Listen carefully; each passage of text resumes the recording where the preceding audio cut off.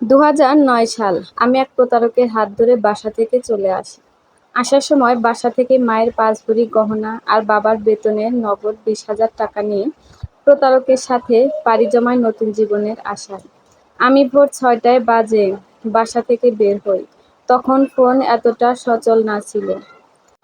প্রতারকটা আমার এলাকার ভাড়াটিয়া ছিল। চিঠির মাধ্যমে তার সাথে আমার প্রণয় এর সম্পর্ক গড়ে ওঠে। ২০০৯ সালের কোনো একটা সকালে তার সাথে আমি বসে থাকি রেল স্টেশনে।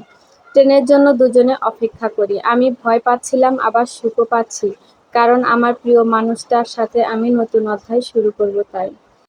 আমরা রেলে করে ঢাকায় আসি। ঢাকায় আসার পর সে বলল, ও মুনা, তোমার টাকাগুলো দাও তো। এখন আমি নিজের কাছে ৫,০০০ থেকে বাকি ১৫,০০০ টাকা তাকে দিয়ে দিই। আর সে আমাকে বলে, কত এনেছো? আমি তাকে বলেছি ১৫,০০০ এনেছি। আর কিছু গহনা। সে শুধু আমাকে বলল, গহনাগুলো সাবধানে রেখো। আমরা একটা খাবার হোটেলে ঢুকি আর নাস্তা করি। হোটেল থেকে বের হয়ে সে মোবাইলের দোকানে ঢোকে। সে আমায় টাকায় একটি অ্যান্ড্রয়েড স্মার্টফোন কিনে ১২,০০০ টাকা দিয়ে। আর তার নোকিয়া মোবাইলটা আমাকে দেয়। তার মোবাইলটার দাম ১,০০০ টাকা এমন হবে। সে মোবাইল কিনে আমাকে বলে, এ শহরে এমন দামি মোবাইল না থাকলে ভালো চাকরি জুটবে না। আমিও তার কথায় বিশ্বাস করে নিলাম। এরপর সে আমাকে নিয়ে তার বন্ধুর বাসায় ওঠে। বন্ধুটার একটা রুম থাকে। সেখানে আমরা দুজন। রাতে আমি আর ওর নিচে থাকি আর বন্ধুটা চৌকির ওপরে থাকে। রুমে একটা ভাঙা চৌকি ছিল, আর কয়েকটি হাঁড়ি-পাতিল আর বোতল। আর তেমন কিছু ছিল না। সে রাতে আমার কিছুতেই ঘুম আসছিল না। পরের দিন সকালবেলা তার বন্ধুর চাকরিতে যাওয়ার পর সে আমাকে বলে, দেখি তোমার কাছে কি কি গহনা আছে। আমি গহনাগুলো বের করে তাকে দেখাই, আর টাকাগুলো আমার কাপড়ের মধ্যে লুকিয়ে রাখি। তারপর তার সাথে আমার দৈহিক সম্পর্ক হয়। এভাবে কয়েকদিন যায়। কিন্তু সে আমাকে বিয়ে করছিল না। আমি তাকে বিয়ের জন্য অনেক চাপ দিছি। তারপর সে আমাকে বিয়ে করছে না। সে আমাকে বলে, ভালো দিনে বিয়ে করতে হয়। আমি তোমাকে শুক্রবার দিনে বিয়ে করব। আমিও তার কথায় বিশ্বাস করি। ওই বাসাটায় ৪ দিন অতিক্রম করার পর আমার সে একদিন বাহির থেকে এসে আমাকে বলে, মুনা, আমরা যে অবিবাহিত একসাথে আছি, এলাকার কয়েকটি ছেলেপেলে সেটা জেনে যায়। এখন তারা বাসার দিকে আছে, আমরা কি করব? এটা বলার কিছু সময় পর ৩টা ছেলে আসে। আর আমাদেরকে নানা রকমের বাজে কথা বলতে থাকে। ও ছেলেদের কিছু টাকা দিয়ে ম্যানেজ করতে চায়, কিন্তু তারা রাজি হয় না। তখন ছেলেগুলো বলে, তাদের সাথে আমি শারীরিক সম্পর্ক করলে তারা নাকি আমাদের ছেড়ে দিবে। আর তার বন্ধু বাসাটা এমন এক জায়গায় ছিল, আশেপাশে মানুষ আছে, কিন্তু বাড়ির দরজা আটকে দিলে কে কি করে সেটা কেউ খোঁজ রাখে না, আর দেখাও যায় না। আমার তো শয়তানটার নামও বলা হয়নি। শয়তানটার নাম ছিল রাজীব। তখন তারা আমাদের বিভিন্ন ভয় দেখায়। এক পর্যায়ে নিরুপায় হয়ে আমরা রাজি হয়ে যাই। ওই দিন ওই ৩ ছেলে আমার সাথে শারীরিক সম্পর্ক করে। আমি খুব ভেঙে পড়ি এবং রাজীবকে বিয়ের জন্য বলি। রাজীব আমাকে বলে, পরশুদিন আমরা বিয়ে করব। তারপরের দিন রাজীব এর বন্ধু রাজীব বাসা না থাকা অবস্থায় আমার সাথে শারীরিক সম্পর্ক করে। রাজীব বাসায় আসার সাথে সাথে তাকে ঘটনাটা বলতেই সে আমাকে বলে, এরকম কিছু হয় না এসব করলে। বন্ধু মানুষ থাকতে দিছে আমাদের, তার সাথে না হয় একটু সময় কাটালে তাতে কি হয়েছে? আমি তার কথায় অবাক হয়ে যাই, এটা কি বলে? সেদিন রাতে রাজীব আমাকে বলে, চলো আমাদের বাড়িতে চলে যাই। তার আগে আমরা বড় বোনের বাড়িতে গিয়ে আমরা বিয়েটা সেরে নিব। তার বড় বোনের বাড়ি নাকি কুমিল্লাতে।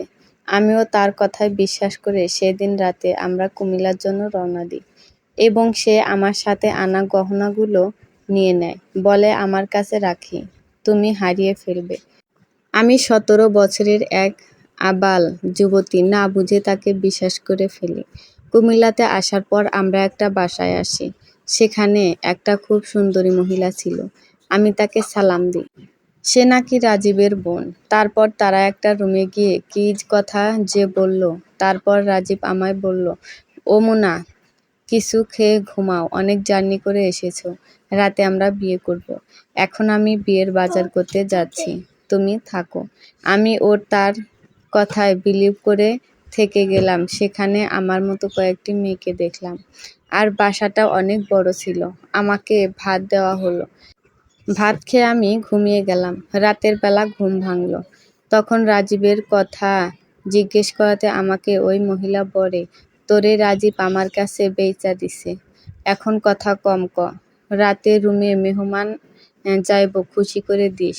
আমি ওই মহিলার কথা বিশ্বাসই করতে পারছিলাম না। কি বলে এসব? আমি কান্না করি আর চিৎকার করি এখান থেকে বের হওয়ার জন্য। এজন্য আমাকে অনেক মারে। একদিনে 3টা পুরুষ পাঠানো হতো আমার কাছে। আর যদি আমি না করতাম তাহলে আমাকে অনেক মারত। এখানে 9 দিন থাকার পর আমাকে কুমিল্লা বর্ডারে দিয়ে ইন্ডিয়াতে পাচার করে দেয়। আমি বর্ডারে এক পুলিশকে সব বলে দিই সাহায্যের জন্য। তখন পুলিশটা আমার সাথে আসা পুরুষটাকে বলে, আমার কাছে তোদের নামে বিচার দিছে। শেয়ানা মাইয়া সাবধানে রাখি। ইন্ডিয়াতে আসার পর এক বিশাল পতিতালয়ে আমার জায়গা হয়।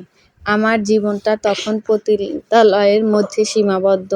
ওখানে 3 মাস রাখার পর দার্জিলিংয়ে আমাকে নিয়ে আসা হয়।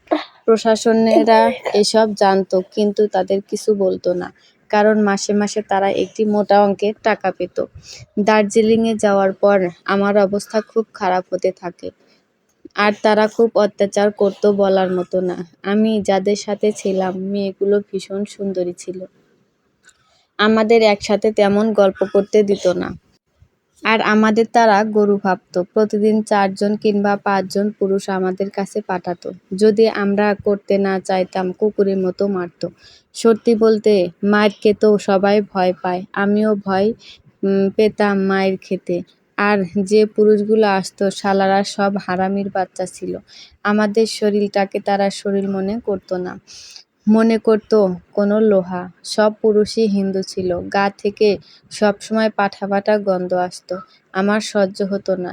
একদিন সিদ্ধান্ত নিই এসব জাহান্নাম থেকে মৃত্যু ভালো। তাই আত্মহত্যা করার সিদ্ধান্ত নিই। বাথরুমে গিয়ে ঝর্ণার পাইপের সাথে নিজের গলায় দড়ি দিই। কিন্তু মৃত্যুর খুব কাছাকাছি এসে নিজে আবার বাঁচতে চাই। মৃত্যুর কষ্ট অনেক ভয়ানক। সেই দিন গলায় দড়ি দিয়ে নিজেকে কোনো রকম বাঁচিয়ে নিই। দার্জিলিংয়ে 1 মাস থাকার পর আমাদের নেপালে নিয়ে যাওয়া হয়। আমি সহ মোট 18 জন মেয়েকে নেপালে তারা পাচার করে। নেপালে আমাদের একটা বাংলো বাড়ির মতো জায়গায় নিয়ে যাওয়া হয়। সেখানকার কমলালেবুগুলো এত মিষ্টি ছিল যা আমি জীবনেও ভুলব না। নেপালে আমাদের যে জায়গাটাতে রাখা হয় সেটা বিশাল বড় জায়গা। হাঁটার অনেক জায়গা ছিল। কিন্তু ওখানে আমাদের ব্যবসা তেমন ভালো হয় না। নেপালি কিছু কাস্টমারদের মতো আমরা বাঙালিরা নাকি তেমন সুদর্শন আর আকর্ষণীয় না ও দেশের নারীদের মতো। এজন্য কাস্টমার একটু কম হতো। এমনও সময় যেত যে সপ্তাহে একটাও পড়তো না। আমরা বেজায় খুশি ছিলাম। আমার বাড়ির কথা ভীষণ মনে পড়ত। কত সুখের জীবন ছিল, অথচ আমি নিজেই আমার জীবনটাকে নষ্ট করেছি। আমরা 4 বোন ছিলাম। বাবা চাকরি করতেন, মাসে 30,000 টাকা বেতন পেতেন। সে টাকা দিয়ে আমাদের খুব ভালোই দিন যেত। আমি সবার ছোট ছিলাম। আমাদের বড় বোনের তখনও বিয়ে হয়নি। আর আমি তো সবার ছোট। আর এখন বিয়ের কথা বললে কখনো মানবে না। কারণ আমার বড় আরও 3টা আছে। তাই রাজীবের সাথে পালিয়ে আসি। আর এটাই আমার জীবনের কাল হয়ে দাঁড়ায়। বাবা সবসময় চাইতেন আমরা সব বোনেরা যেন লেখাপড়া করে মানুষের মতো মানুষ হই। কিন্তু নিজের ভাগ্য নিজের হাতে শেষ করেছি। কাউকে দোষারোপ করার মতো নেই। নেপালে আসার পর এখানে এক ইন্ডিয়ান মেয়ের সাথে আমার বন্ধুত্ব গড়ে ওঠে। নাম হলো পূজা। ওর নসিব এতটাও খারাপ ছিল। ওর সৎ মা ওরে বেচে দেয়। ওর বাড়ি ফেরার আর ইচ্ছে নেই। এখান থেকে সে পালিয়ে যেতে চায়। আমাদের অনেক কথা হয়। আর ও আমার আপনজন হয়ে ওঠে। কারণ আমার এই মুহূর্তে কেউ নেই। আমরা ফাঁদ পাতি পালানোর, কিন্তু কোনো রকমের সুযোগ হয়ে ওঠে না। আমরা যেখানে থাকতাম সেখান থেকে বের হতে পারতাম না। অনেক চেষ্টা চালাই, কিন্তু কোনো রকমে সফল হতে পারি না পালানোর জন্য। নেপালে টানা 2 বছর থাকি। আর এ 2 বছর আমাদের তেমন কোনো কাজ করতে হয়নি। ধরতে গেলে আমাদের বসে বসে খাওয়াইছে। এরপর দালালগুলো আমাদের আবার বিক্রি করে দেয় আরেক দালালের হাতে। তারা আমাদের ভুটান নিয়ে যায়। এখন আপনারা হয়তো বলতে পারেন, ভিসা পাসপোর্ট ছাড়া কিভাবে পসিবল? আসলে তাদের সাথে চুক্তি থাকে প্রশাসনের। এমনকি 2024 সালে এসে ও কাউকে বাংলাদেশ থেকে বর্ডার দিয়ে কোথাও পাচার করতে গেলেও কিছু লাগে না। কারণ ঘাটে ঘাটে কিছু অসাধু দালাল থাকে এদের জন্য। ভুটান যাওয়ার পর আমাদের অবস্থা একদম খারাপ হয়ে যায়। এখানে আমাদের চাহিদা অনেক আর কাস্টমারও আসে অনেক। যে দালালটা আমাদের কিনেছে সে 5 মাসের মধ্যে আমাদের দিয়ে ব্যবসা করিয়ে টাকা উঠিয়ে ফেলেছে। আমাদের কাছে বেশিরভাগই আসতো বিবাহিত পুরুষরা। তাদের সাথে মাঝে মাঝে কথা হতো। আমি তাদের বলতাম, ঘরে বউ রেখে কেন আমাদের কাছে আসো? তারা উত্তর দিত, তাদের নাকি এক জিনিস আর ভালো লাগে না। আমি তাদের ভয়ঙ্কর রকমের গালি দিতাম। আর তারা আসতো। এত বছর এ পেশায় থাকতে থাকতে আমিও এ পেশাটাকে মানিয়ে নিয়েছি। কারণ কিছু করার নেই। কিছু টাকা জমাতে লাগলাম। কিছু পুরুষ আছে কাজ শেষ হলে কিছু টিপস দিত, 20 টাকা 50 টাকা। এভাবে করে জমাতে লাগলাম। কারণ আমার ইচ্ছে ছিল এখান থেকে পালিয়ে যাওয়ার। ভুটানে দীর্ঘ 2 বছর কাটানোর পর একদিন পুলিশের রেড পড়ে। আমরা যে দালালের কাছে ছিলাম সেই দালালের বউয়ের সাথে তাদের কোনো একটা ঝামেলার কারণে সেখানে পুলিশ নিয়ে আসে। দালালটা পুলিশদের টাকা পয়সা দিয়ে কোনো রকম ভাবেই ম্যানেজ করতে পারে না। কারণ সেখানে সাংবাদিকরাও চলে আসে। আমরা মোট 56 জন মেয়ে ছিলাম। সবাইকে থানায় নিয়ে যাওয়া হয়। সেখানে 3 রাত রাখা হয় আমাদের। এ 3 রাতটা আমাদের কাছে বিভিন্ন পুলিশরা আসতো এবং আমাদের সাথে শারীরিক সম্পর্কে যেত। শালার পুলিশরাও মানুষ না। 3 দিন থাকার পর এক বৌদ্ধ ধর্মীয় পুলিশের নাকি আমাকে খুব পছন্দ হয়। তাই সে আমাকে তার বাসায় নিয়ে যায়। পুলিশ ছিল আর ব্যাচেলার ছিল। তাদের মধ্যে থেকে প্রায় 21 জন মেয়েকে বিভিন্ন পুলিশ কর্মকর্তারা তাদের সাথে নিয়ে যায়। আমাকে নিয়ে আসার পর পূজার খবর আর জানি না। সে আমার খুব ভালো বন্ধু ছিল। কিন্তু কোনো ফোন বা যোগাযোগের মাধ্যমে না থাকায় আমাদের বন্ধুত্ব সেখানে হারিয়ে যায়। আমি আজও মিস করি পূজাকে। জানি না সে কেমন আছে। পুলিশটার নাম ছিল ইনল। আমাকে তার বাসায় আনার পর আমাকে তার ঘরের কাজকর্ম করতে বলতো এবং সে বাহিরে যাওয়ার সময় আমাকে বাহির থেকে তালা দিয়ে যেত। ভুটানও যাওয়ার পর আমি ভুটানের ভাষাটা শিখে যাই। এমনকি আমি নেপালি ভাষাটাও পারতাম। তাই কথা বলতে কোনো অসুবিধা হতো না। ইনল খুব রাগী আর বদমেজাজি লোক ছিল। সে আমাকে সবসময় বলতো আমি যেন বউয়ের মতো আচরণ করি তার সাথে। আমি চুপচাপ থাকতাম তার সাথে, খুব বেশি কথা বলতাম না। ঘরের সব কাজ করতাম আর রাত হলে নিজেকে ভোগের সামগ্রী বানাতাম। এভাবেই চলছিল জীবন। 6 মাস কাটার পর আমি ইনলকে বললাম, এভাবে কতদিন আমাকে বন্দি করে রাখবে? আমি বের হতে চাই। বাহিরের দুনিয়াটা ঘুরে দেখতে চাই। ইনলের আমার কথায় মন গলেছে। সেদিন সে আমাকে নিয়ে বের হয়। আমি প্রথম ভুটান শহরটা দেখছি। অথচ ভুটানে আমি আজ 2.5 বছরের মতো। ইনলের পর থেকে আমাকে আর তালা দিয়ে যেত না। আমি নিজেই বাজার করতাম এবং যখন যা লাগতো তা দোকান থেকে নিয়ে আসতাম। ইনল আমাকে টাকা দিত। কিন্তু ইনল এর ওপরে আমার কখনো ভালোবাসা জন্মেনি। আমি আর পালাতে চাইতাম না। কারণ হচ্ছে আমি একা কখনো বর্ডার পার হতে পারবো না।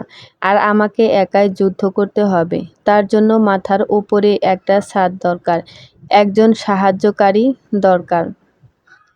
আমি মনে করতাম হাজার পুরুষের সহ্যসঙ্গী হওয়ার চেয়ে একজনের অধীনে থাকা অনেক ভালো।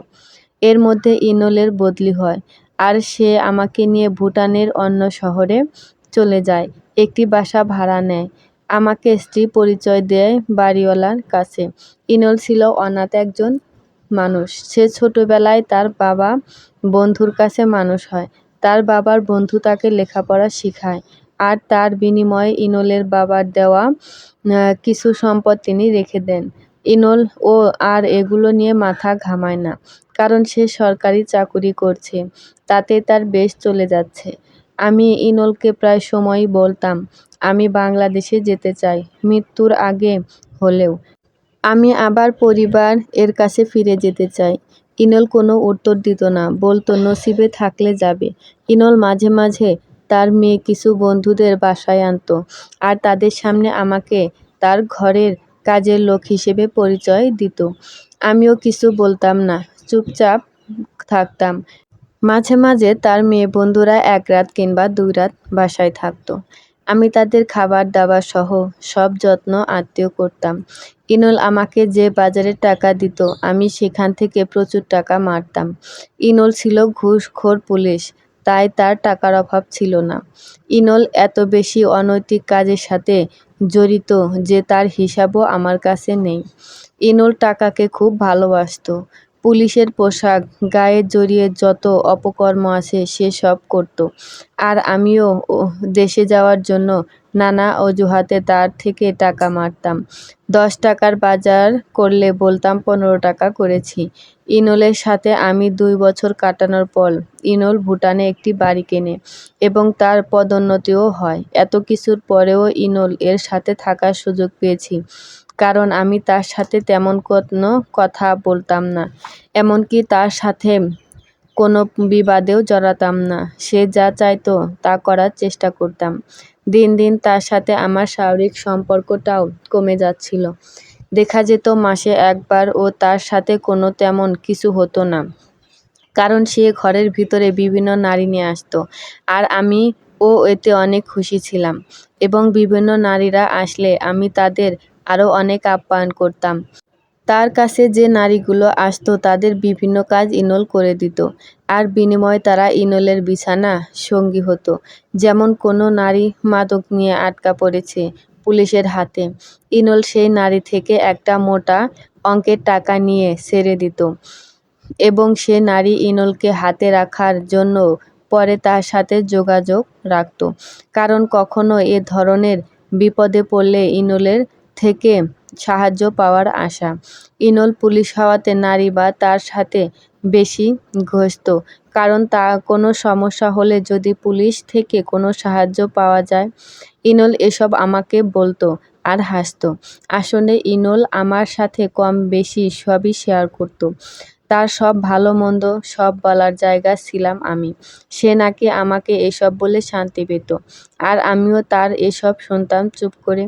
ইনল যখন বাসায় থাকতো তাকে আমি বিভিন্ন বাংলাদেশি আইটেম রান্না করে খাওয়াতাম। আমি ভুটানের খাবারগুলো খেতে পারতাম না, সেই জন্য বাংলা দোকান থেকে সবসময় বাংলাদেশি জিনিস বেশি কিনতাম। আমি 3 বেলা ভাত খেতে খুব পছন্দ করি, বিরিয়ানি হলে তো কথাই নেই। ইনলকেও আমি ভাত খাওয়া শিখিয়েছি। এখন তার সবচেয়ে পছন্দের খাবার হলো বিরিয়ানি। 2 দিন পর পর সে আমাকে বিরিয়ানি রান্না করতে বলতো। ইনলের সাথে খুব ভালো বন্ধুত্ব গড়ে ওঠে, কিন্তু ভালোবাসা না। ইনলের বন্ধের দিন আমি তার সাথে ঘুরতে যেতাম। এর মধ্যে ইনল গাড়িও কিনেছে, কয়েকটি দোকানও কিনেছে, যাকে বলে আঙুল ফুলে কলা গাছ। আমি ইনলকে সব সময় বলতাম, ইনল এবার একটা বিয়ে করে সংসারী হয়ে ওঠো, আর কত একা থাকবে। ইনল বলতো, করবো তো, আগে লাইফটাকে এনজয় করে নিই তারপর। আর বয়স কোথাও চলে যাচ্ছে না, মাও এখন 30 বছর। আমি তার কথা শুনে হাসতাম। ও আচ্ছা, বলে রাখি, এর মধ্যে আমরা ভাড়া বাসা ছেড়ে ইনলের কেনা বাড়িতে উঠি, আর বাড়িটাকে আমি নিজের মতো করে সাজাই। যদিও এসবের প্রতি আমার কোনো আগ্রহ নেই, কিন্তু ইনল বলেছে তাই এসব করেছি। ইনল 2 মাস পর পর বাসায় পার্টি দিত। তার অনেক বন্ধুবান্ধব আসতো, আর আমাকে মানা করতো তখন রুম থেকে না বের হওয়ার জন্য, আর আমি তখন রুম থেকে বের হতাম না। সবাই চলে যেত আর ইনল মদ্যপান করে মাতাল হয়ে থাকতো। তখন 2017 সালের শেষের দিকে ইনল খুব অসুস্থ হয়ে পড়ে। তার টাইফয়েড হয়। এ সময়টাতে তার কিছু বন্ধুবান্ধব আর অফিসের কর্মকর্তা ছাড়া কেউ আর খবরও নেয়নি। আমি নিজ হাতে তার সেবা করেছি, এমনকি তাকে খাইয়েও দিতাম। হাসপাতালে তাকে নিয়ে 4টা দিন ছিলাম। তখন বুঝতে পেরেছি ইনল কতটা ভীতু। সে আবার অসুখ-বিসুখ অনেক ভয় পেত। সে সুস্থ হওয়ার পর আমাকে আলাদা করে সম্মান দিত। আর আমি ভিনদেশী মেয়েকে সে পুরোপুরি বিশ্বাস করত। এর মধ্যে 2018 সাল ঢুকে, আর ইনলের বদলি হয় অন্য শহরে। আমাকে বাড়িতে রেখে সে অন্য শহরে যায়। কিন্তু সেখানে 1 মাস থাকার পর সে আমাকে বলে, মুনা, তোমাকে ছাড়া থাকা পসিবল না, তুমি চলে এসো। আমাকে রান্না করে খাওয়ানোর ও কেউ নেই। আমি তখন তার কাছে চলে যাই। সেখানে এক বাংলাদেশি ভাইয়ের সাথে আমার পরিচয়। ভাইয়াটার বাড়ি যশোরে। ভুটানের মতো একটা জায়গায় একটা বাংলাদেশির সাথে কথা বলা অনেক ভাগ্যের ব্যাপার ছিল। কারণ আমরা যে শহরে থাকতাম সেখানে বাংলাদেশি তেমন ছিল না। ওই শহরটাতে যাওয়ার পর ইনলের সাথে একটা মেয়ের খুব সুখ্যাতি গড়ে ওঠে। সে প্রায় সময়ই বাসায় আসতো, কয়েকদিন থাকতো। অনেক ওঠা-বসা শুরু হয় ইনলের সাথে। আমার বিন্দুমাত্র হিংসা হতো না। আমার আরও ভালো লাগতো। আমি বাংলাদেশি ভাইটার সাথে প্রায় কথা বলতাম এবং এটা ওটা রান্না করে তাকে দিতাম। আমি দেশে আসার জন্য ব্যাকুল হয়ে যাই এবং আমি ইনলকে বলি, ইনল, আমি দেশে যাব, আমাকে সাহায্য করবে? তখন ইনল বলে, 2019 সালে চলে যেও। আমি 2019-এ বিয়ে করব। তুমি চলে গেলে আমার একা অনেক কষ্ট হয়ে যাবে। আমিও রাজি হলাম, কারণ এটা ছাড়া কোনো উপায় নেই। আমি এতদিন ভুটানে অবৈধভাবে আছি। ইনলের সাহায্য ছাড়া কোনোভাবেই এখান দেশে যাওয়া পসিবল না। আর ইনল আমাকে বলেছে দেশে যাওয়ার সময় আমাকে সে 2 লাখ টাকা দিবে। আমি রাজি না হয়েও রাজি হয়ে যাই আর অপেক্ষা করতে থাকি কখন 2019 আসবে। ইনলের জীবনযাপন খুব অস্বাভাবিক হয়ে যায় এবং সে অতিরিক্ত মদ্যপান সহ বিভিন্ন নারীতে মেতে উঠতে থাকে। এ শহরে সে অনেক টাকা কামাতে লাগলো, আর এ শহরটাতে অপকর্ম অনেক বেশি হয়। আমি ইনলকে বলতাম, পিপীলিকার পাখা গজায় মরিবার তরে, তুমি এত বেশি মদ্যপান করো না। কিন্তু সে কখনো আমার কথা শুনতো না, আর আমিও তাকে তেমন কিছু বলতাম না। দেখতে দেখতে 1টা বছর কেটে গেল। 2019-এ ঢুকলো। আমি অনেক খুশি দেশে যাব। ইনলও আমাকে দেশে পাঠিয়ে দেবে, বিমানে করে পাঠাবে। এর মধ্যে ইনল অনেক অসুস্থ হয়ে পড়ে। অস্বাভাবিকভাবে তার জ্বর, গলা ফুলে গিয়েছে, গলায় আর শরীরে লাল লাল ছোপ ছোপ দাগ, এবং সে দিন দিন শুকিয়ে যাচ্ছিল। অনেক ডাক্তার দেখায়, কিন্তু কিছুতে কিছু হচ্ছে না। এরপর এক ডাক্তার তার পুরো অস্বাভাবিক জীবনযাপনের কথা শুনে এইচআইভি পরীক্ষা করায় এবং তার শরীরে এইচআইভি ভাইরাস পাওয়া যায়। ইনল এটা শুনে খুব ভেঙে পড়ে, সাথে আমিও। আমারও এইচআইভি পরীক্ষা নেয়, আমারও পজিটিভ আসে। আমার জীবনে আঁধার নেমে এলো। আমার পাপের ফল আমি পেয়ে গিয়েছি। তারপরেও শক্ত থাকতাম। ইনলের অবস্থা অনেক খারাপ।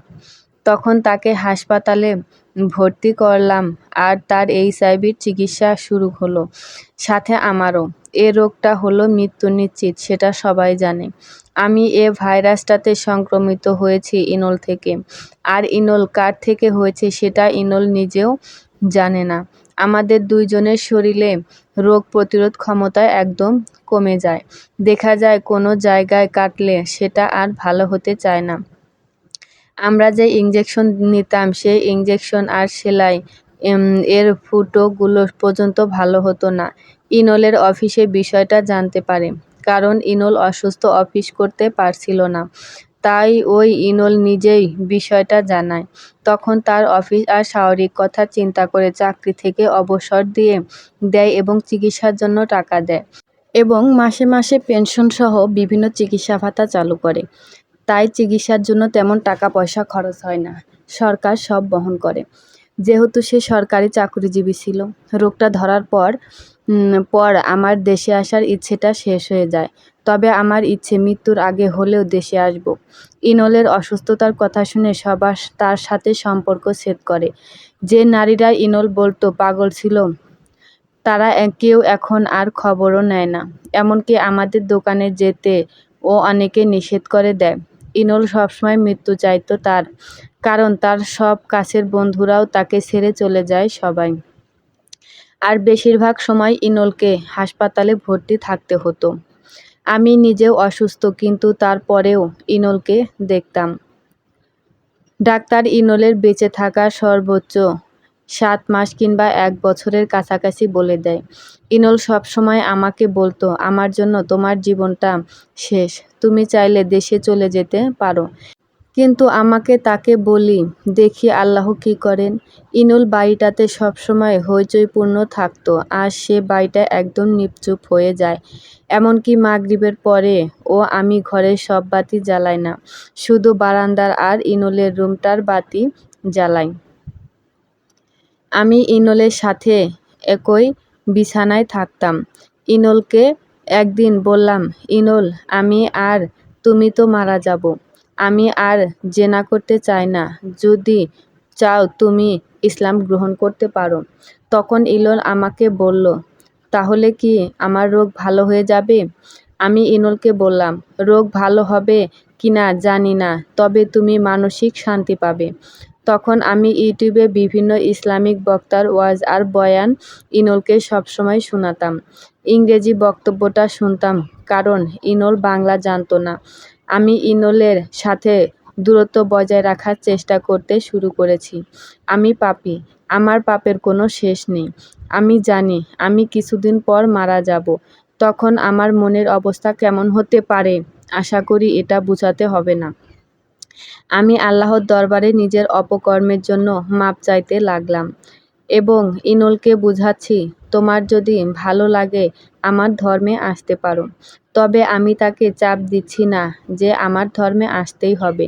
আমি ঘরের ভেতর সারাদিন কোরআন তেলাওয়াত আর ইসলামিক ওয়াজ চালিয়ে রাখতাম, কারণ এসব শুনলে আমার মন ভালো হয়ে যেত আর মনে হতো দুনিয়া মিথ্যা, এখানে না থাকাই ভালো। ইনল এ বিষয়টা বুঝতে পারে। 2019 এর সেপ্টেম্বর ইনল নিজ ইচ্ছেতে ইসলাম ধর্মে আসে এবং সেই দিনই আমাদের বিয়ে হয়। তার শারীরিক অসুস্থতার কারণে ইনলের মুসলমানি করানো পসিবল হয় না। আমি আর ইনল বৈবাহিক জীবনে আবদ্ধ হলাম।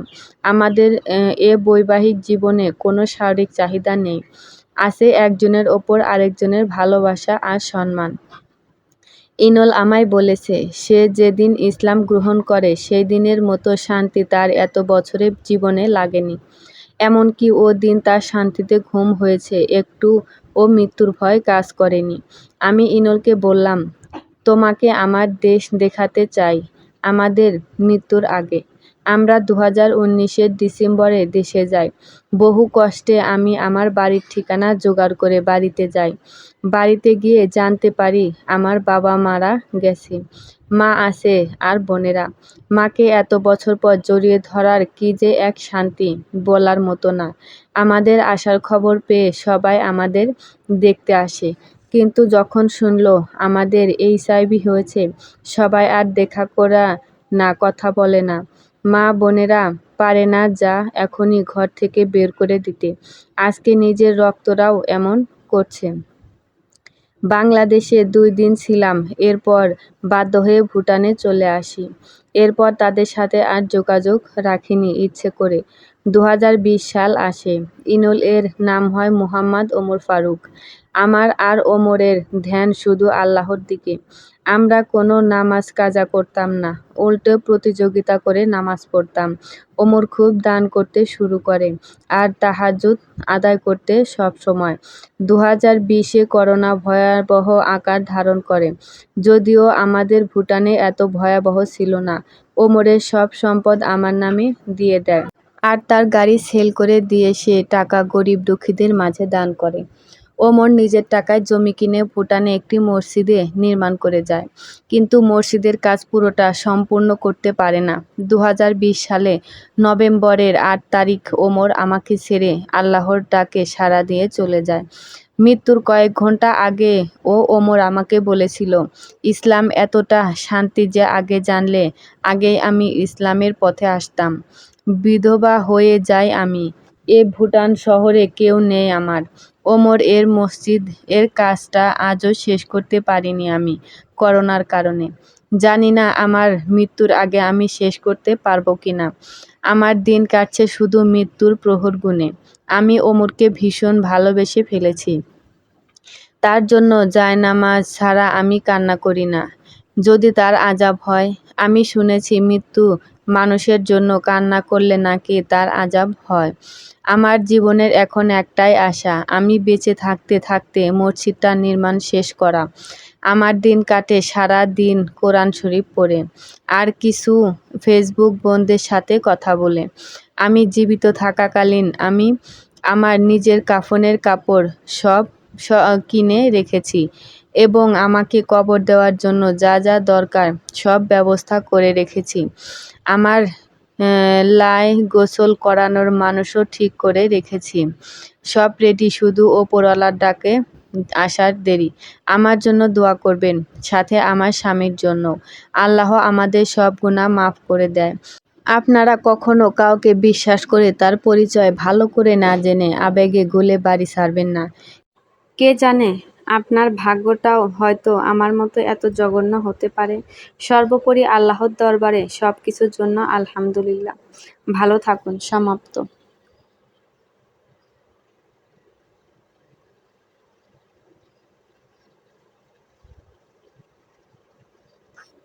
তো